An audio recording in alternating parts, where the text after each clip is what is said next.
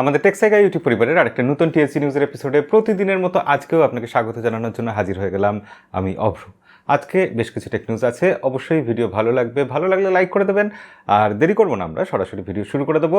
চলুন তাহলে লাইক বাটনটা প্রেস করে আমরা ভিডিওতে ঝাঁপিয়ে পড়ি। আজকের ভিডিও শুরু করা যাক তাহলে হুয়াওয়েকে দিয়ে। হুয়াওয়ে মেট 50 প্রো, আপনারা জানেন এই ফোনটা হুয়াওয়ের তরফ থেকে একটা ফ্ল্যাগশিপ ফোন হবে। লাইকার সাথে পার্টনারশিপ শেষ হয়ে যাওয়ার পর হুয়াওয়ের এরকম ফ্ল্যাগশিপ ফোন আসছে এবং তার ক্যামেরার মধ্যে হুয়াওয়ে স্পেশাল কিছু করছে। এখানে আমরা জানি যে ভেরিয়েবল অ্যাপারচারের একটা জুম লেন্স থাকছে, এছাড়া আরও হুয়াওয়ের যে কালার ক্যালিব্রেশন ইত্যাদি তো রয়েছে। তো এই ফোনটার প্রি বুকিং চায়নাতে অলরেডি হয়ে গেছে 2 মিলিয়ন, মানে ওখানেও বেশ লোকে এই ফোনটার জন্য অপেক্ষা করছে। আর লিক থেকে জানা যাচ্ছে যে এই ফোনটাতে প্রসেসর থাকবে কোয়ালকম স্ন্যাপড্রাগন 8+ Gen 1, হ্যাঁ ফ্ল্যাগশিপ প্রসেসর, বেস্ট প্রসেসর, কিন্তু দুঃখের বিষয় এটা 4G প্রসেসর হবে। হুয়াওয়ে যেহেতু ব্যানের আওতায় আছে তাই তারা 5G প্রসেসর দিতে পারবে না, তাই তারা 5G প্রসেসর ফোনের মধ্যে দেওয়া সত্ত্বেও তাতে 4G এনেবল করে দিতে পারবে, 5G চালানো সম্ভব হবে না।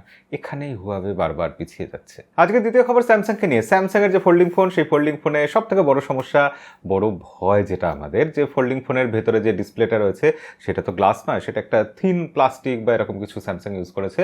তো সেটা তাড়াতাড়ি খারাপ হয়ে যেতে পারে। তার উপর একটা প্রোটেক্টর লাগানো থাকে, সেটা যদি উঠে যায় তার রিপ্লেসমেন্ট পাওয়া খুব মুশকিল। যে স্যামসাং বলেছে এত দামি ফোন কিনছেন, আমরা ফ্রিতে ওই যে স্ক্রিন প্রোটেক্টরটা আছে সেটা রিপ্লেস করে দেবো। ফোল্ডিং ফোনের ক্ষেত্রে স্যামসাং এই সুবিধাটা দিচ্ছে। সিঙ্গাপুর ধীরে ধীরে কিন্তু মানুষের ব্যবহার কমিয়ে দিচ্ছে। কথাটা শুনতে কেমন লাগলো না? মানুষের ব্যবহার কমে যাচ্ছে, আসলে মানুষের চাকরি চলে যাচ্ছে, তার জায়গায় চাকরি নিচ্ছে অটোমেশন, এআই, রোবট, এরাই সব সেই জায়গাটায় দখল করে নিচ্ছে। তো সিঙ্গাপুরের একটা লাইব্রেরিতে দুজন সেলফ রিডিং রোবট রাখা হয়েছে, যে রোবটগুলো 1,00,000 বইয়ের লেভেল পড়তে পারবে মানে কি, লাইব্রেরিতে এসে কেউ যখন কোনো বই চাইবে তাকে আর লাইব্রেরিয়ান বই দেবে না, ওই দুটো রোবট বই বাছাই করবে, দেখে শুনে ঠিক বইটা লোকের হাতে তুলে দেবে। তার ফলে দুটো লোকের চাকরি চলে গেল।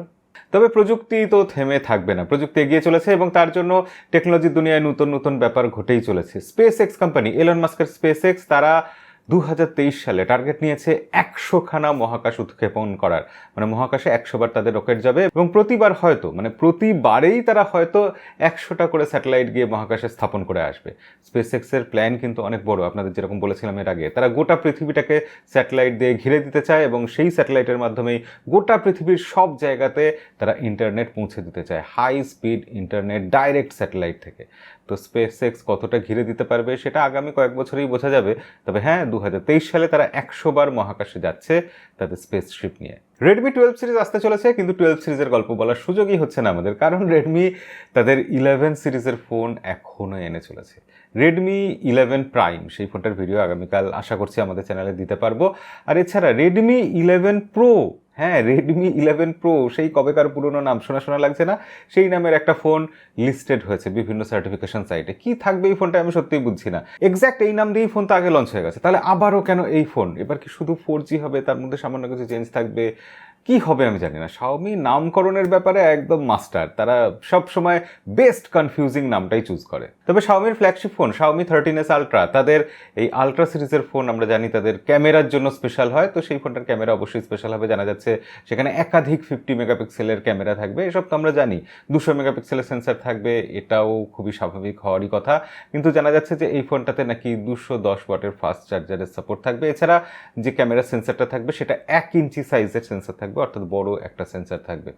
তো আলটিমেটলি এখন থেকে জল্পনা কল্পনা শুরু হয়ে গেছে, হাইপ তৈরি হচ্ছে। Realme C33, এই ফোনটাতে প্রসেসর কি থাকবে আমরা জানতাম না, বাজেট সেগমেন্টের ফোন হবে এটা জানতাম। ইন্ডিয়াতে 10,000 রুপির নিচে, বাংলাদেশে 15 থেকে 17,000 টাকা এটা দাম হতে পারে, এইসব সব কিছুই আমরা জানতাম। কিন্তু আজকে জানা যাচ্ছে এখানে ইউনি এসওসির প্রসেসর থাকছে, ইউনি এসওসি T610 প্রসেসর থাকছে, এছাড়া HD+ ডিসপ্লে হচ্ছে। তো 10,000-এর ফোনের কোয়ালিটি কিন্তু আর 10,000-এর কোয়ালিটি নেই, এটা বুঝতে পারছেন? 10,000 রুপিতে যে ফোনগুলো এখন পাওয়া যাচ্ছে সেই ফোনগুলো কিছুদিন আগেও আমরা 7,500, 8,000 রুপিতে পেতাম। সব কিছুর দাম কীভাবে বেড়ে যাচ্ছে। পোকোর তরফ থেকে Poco M5, যে ফোনটা আমরা প্রথম দেখেছিলাম, আমরা টেক্সাইগাই চ্যানেলের যে মিট আপ ছিল সেখানে আমরা প্রথম হাতে নিয়ে ফোনটা এক্সপিরিয়েন্স করেছিলাম। তো সেই Poco M5 ফোনটা অবশেষে লঞ্চ হয়ে গেল এবং বেশ ইন্টারেস্টিং দামে লঞ্চ হয়েছে। 10,500 রুপি অফার টফার দিয়ে এরকম দামে পাওয়া যাচ্ছে। তো ওই দামে ফোনটা নিঃসন্দেহে খুবই ভালো, তবে যখন অফার থাকবে না, 12,000 12,500 এরকম দামে ওই ফোনটা তখন কতটা ভ্যালু ফর মানি হবে সেটা আপনারা কমেন্টে লিখে জানাবেন।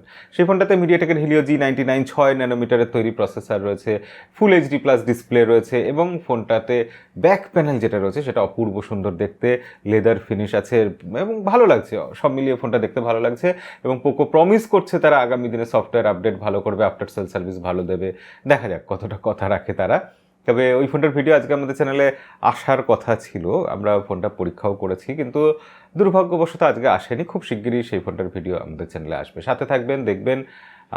আর কি বলবো, সাবস্ক্রাইব করে রাখবেন। আজকে শেষ খবর iQooকে নিয়ে। iQoo ব্র্যান্ডটা আপনারা জানেন 1 থেকে 1.5 বছরের মধ্যেই মাত্র, মানে তারা সবে ব্র্যান্ডটা এসেছে, এর মধ্যেই মানুষের ভরসার জায়গাটা জয় করে নিয়েছে। তারা ইন্ডিয়াতে সব থেকে ট্রাস্টেড ব্র্যান্ড হয়ে উঠেছে। হ্যাঁ, স্যামসাং, অ্যাপেল সবাইকে পিছনে ফেলে সব থেকে ভরসা করার মতো ব্র্যান্ড ইন্ডিয়াতে হয়ে উঠেছে iQoo। সেই iQooর তরফ থেকে নতুন একটা ফোন আসতে চলেছে, iQoo Z6 Lite বা Z6 Lite। তো সেই ফোনটা 14 তারিখ, এই মাসের 14 তারিখ লঞ্চ করবে। তো চেষ্টা করছি আমাদের চ্যানেলেও ভিডিও আনার। iQooর ভিডিও অনেকদিন আসেনি আমাদের চ্যানেলে, তো দেখা যাক, iQooর একটা ভিডিও তো আনতেই হবে। আর তার আগে বলে রাখি যে আজকের ভিডিও এখানেই শেষ করব, আগামীকালের ভিডিওতে সাথে থাকবেন। দেখা হবে আগামীকাল পরবর্তী ভিডিওতে। আজকের মতো বিদায়।